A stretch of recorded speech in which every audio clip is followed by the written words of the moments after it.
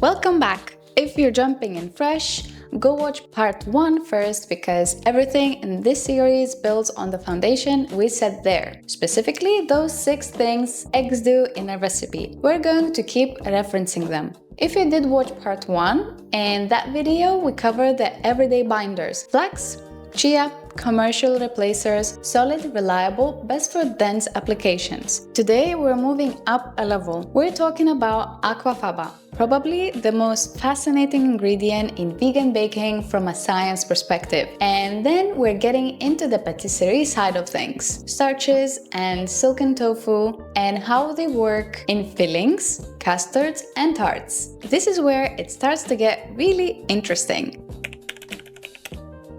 I love talking about this one because the science behind it is still not fully understood, which I kind of find amazing for something so ordinary. For anyone unfamiliar, Aquafaba is the liquid from canned chickpeas, or the cooking liquid if you're cooking chickpeas from dried. It's a slightly thick, slightly yellowish water that most people pour down the drain. And in 2015, a guy named Goose Walt figured out it could be whipped into a stable foam and used as a meringue. It caused a genuine sensation in vegan baking. So, what actually is it? Let's break it down simply. When you boil chickpeas, 3 main things leak out into the water to create a magical team. First, get proteins that build a strong structure. Second, you get natural compounds called saponins that make the liquid super easy to whip up into a froth. And finally, you get carbohydrates that thicken the water and stop the foam from collapsing. Together, they copy egg white really well. Think of it as a 3-step tag team. First, the natural compounds make it super easy to whip into a quick foam. Next, the proteins lock that foam in place so it stays fluffy. Lastly, the carbohydrates thicken it up so it holds its shape beautifully. Now, Aquafaba is genuinely extraordinary for aeration. Whipped Aquafaba peaks hold its shape, and when you make a French or Swiss meringue with it, it behaves pretty close to the real thing. In mousse, in macaroons, although those need some practice, as well as chiffon or dacquoise, anywhere aeration is the primary job of egg white, Aquafaba can actually step in. It also works reasonably well as a binder in lower quantities. A couple of tablespoons unwhipped will add cohesion to a recipe, and in some emulsified sauces, it can help as well. Where it fails is with heat. It just will not firm up like a real egg. While chickpea proteins do change when heated, they never cook into a solid, sliceable custard. If you try using it alone in a crème brûlée, it stays running. To fix this, you have to invite a helper to the party, like agar or kappa carrageenan, to actually lock the dessert into shape. We will cover those in part 3. It also has essentially no fat, so the richness contribution of egg yolk is completely absent. For mousse and meringue, that's fine. For something like pastry cream or crème patisserie, you're going to need to think about how you're adding that richness back separately. Canned chickpea Aquafaba works, but the consistency varies a lot between the brands. If yours is very thin, you can reduce it gently on the stove until it thickens slightly. This concentrates the proteins and you will get better foam volume. Ideally, you want about the same viscosity as the raw egg white. Home-cooked chickpea liquid is often too thin straight out of the pot, so you might have to reduce it first. Also, Aquafaba has a distinct flavor. Most people's palates don't pick it up in a finished meringue or mousse with chocolate or fruit, but in something with a very delicate flavor profile, you might notice it. If your Aquafaba foam is collapsing too quickly, add a pinch of cream of tartar. It's acidic, stabilizes the protein network, and it makes a real difference in holding time.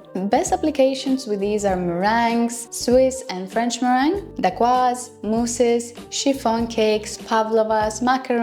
With some practice, light textured cakes as well, but they will not be ideal for heat-set custards on their own. Anything required yolk richness, anything where a detectable flavor note is a problem.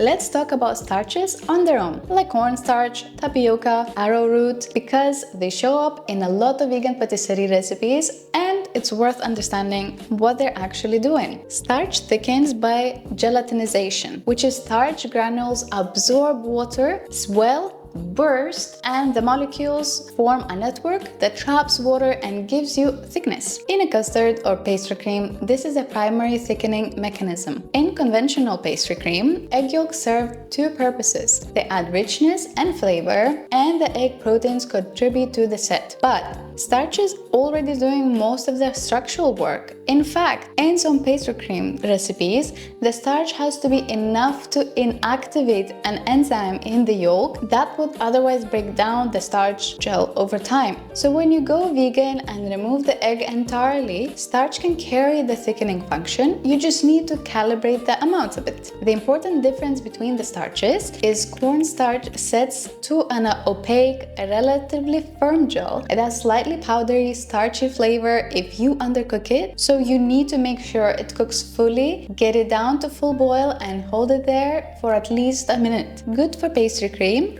fruit pie fillings, and thick sauces. Tapioca starch, also sold as tapioca flour, but they're the same thing. It sets to a clearer, glossier, more elastic gel. It's more heat stable and freeze-thaw stable than cornstarch. Good for fruit fillings where you want that shiny look. It can go slightly stringy or gluey if overcooked, so be careful with it. Arrowroot gives the clearest, most neutral gel out of the three. It's delicate because it breaks down with prolonged high heat and doesn't work well in dairy containing recipes that are then brought to a boil again. Good for glazes, delicate fruit sauces, and anything where cloudiness would be a problem. None of these coagulate in the way egg proteins do to give you sliceable custard in a tart without help. For that, you need either a protein that sets, which we're about to get to, or a gelling agent, which is part 3. When making a vegan pastry cream with starch, always mix the starch with small amount of cold plant milk before adding to the hot liquid. If you add dry starch straight into a hot liquid, you get lumps. Mix cold first and then put it to the hot. It will make it smooth every single time. Best applications include pastry cream, tart fillings, fruit pie fillings, sauces, glazes, but it will not work for applications where you need the structural protein network of an egg, like a meringue, a sponge, or aerated anything. This one doesn't get enough credit, and that is silken tofu. That is one of the most versatile egg replacers in patisserie, and a lot of people either don't think of it or they're put off by the idea of tofu in a dessert. So let's fix that. Think of silken tofu as a smooth soy custard. It's made by adding a curdling agent to soy milk and letting it set completely on its own without pressing any liquid out. This leaves you with a super smooth, juicy, jelly-like block of protein because it's packed with protein. Blending it smooth gives you a pale, slightly thick liquid that looks and feels a lot like beaten egg. So soy proteins work a bit differently than egg proteins, but they still firm up when they get hot. This is a massive plus. If you bake blended silken tofu in a cheesecake, a tart filling, or a vegan quiche, it will solidify in the oven so you can get clean, beautiful slices. It won't be 100% identical to an egg custard, but it is closer than almost anything else you can use. Silken tofu also contributes a bit of fat, moisture, and a clean, neutral flavor in its softest grades. It emulsifies reasonably well when blended, which contributes to smooth, cohesive textures. Where it will work brilliantly is vegan cheesecakes, thick tart fillings, chocolate mousse. When you use the blended with melted chocolate recipe, the result is actually amazing and it's so smooth. Also vegan quiches and creamy dessert layers. Where it doesn't work is anything airy. You cannot whip silken tofu into a foam. There is no surface active agent, no air trapping protein film. So meringue is out, chiffon is out, dacquoise is completely out. Also, worth noting, flavor. Soft silken tofu has very little flavor, but lower quality or older tofu can have a beany note. Buy from store with good turnover, use it fresh, and if you're worried about it in a delicate application, add a small amount of vanilla or citrus zest, not enough to change the recipe, but just enough to crowd out